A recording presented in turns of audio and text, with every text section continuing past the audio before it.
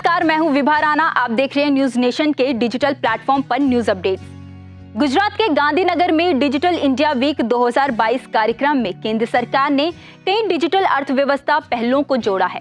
इन पहलों में से एक भाषणी स्थानीय भाषा अनुवाद मिशन भी है। इसका उद्देश्य उपलब्ध तकनीकी का उपयोग करके विभिन्न भारतीय भाषाओं के बीच की बाधा को तोड़ना, यानी खाई को पाटना और परस्पर दूरी को कम करना है।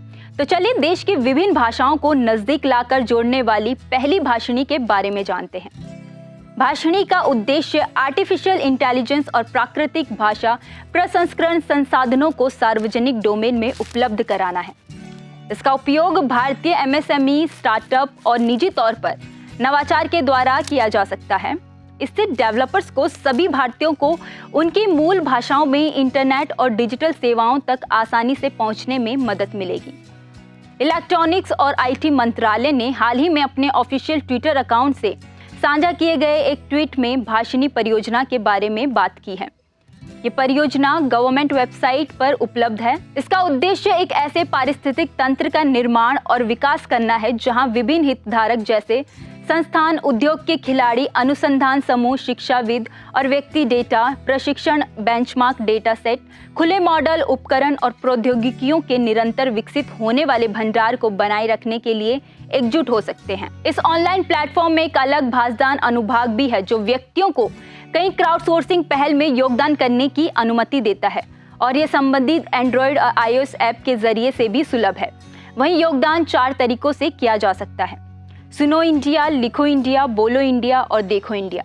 यहाँ यूजर्स को जो कुछ वे सुनते हैं उसे टाइप करना होता है या दूसरों द्वारा लिखित ग्रंथों को मान्य करना होता है। ये योगदान डेटा के खुले भंडार को अपनी मूल भाषा को डिजिटल रूप से समृद्ध करने के लिए बेहतर बनाने में मदद कर सकते हैं।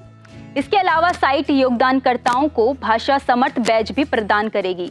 एनालिटिक्स इंडिया मैगजीन के एक रिपोर्ट के अनुसार भाषणी के और कई लाभ भी हैं, जैसे भारत के पास स्थानीय भाषाओं के लिए इंटरनेट एक्सेस की अनुमति देने के लिए एक रोड मैप बनाने का मौका है। इसके अलावा स्मार्टफोन की बढ़ती उपलब्धता को देखते हुए यह महत्वपूर्ण और सस्ती डेटा दरें इंटरनेट को देश के दूर और ग्रामीण क्षेत्रों में प्रवेश करने की अनुमति दे रही है। रिपोर्ट में यह भी बताया गया है कि भाषणी को वेब पर टॉप 10 भाषाओं में जगह मिलेगी। वहीं वित्त मंत्री निर्मला सीतारमण ने 2021 से 22 के बजट में राष्ट्रीय भाषा अनुवाद मिशन की घोषणा की थी। इस मिशन को शुरू करने का कारण एक सर्वेक्षण था जिसने निष्कर्ष निकाला कि 53% भारतीय जो इंटरनेट का उपयोग नहीं करते हैं, उन्होंने कहा है कि वे वेब का उपयोग करना शुरू कर देंगे अगर इसकी सामग्री उनकी मूल भाषाओं में उपलब्ध है। भाषणी भारतीय भाषाओं में डिजिटल सामग्री के वितरण में सुधार की उम्मीद है। साथ ही यह एक ज्ञान आधारित समाज बनाने में मदद करेगा जहां सूचना स्वतंत्र रूप से और आसानी से उपलब्ध हो, जो पारिस्थितिक तंत्र और नागरिकों को आत्मनिर्भर बनाएगी। इन सार्वजनिक डिजिटल संपत्तियों का उपयोग करके सरकार यूपीआई, कोविन जैसे तमाम प्लेटफॉर्मों के लिए अपने लक्ष्य को प्राप्त करना चाहती है।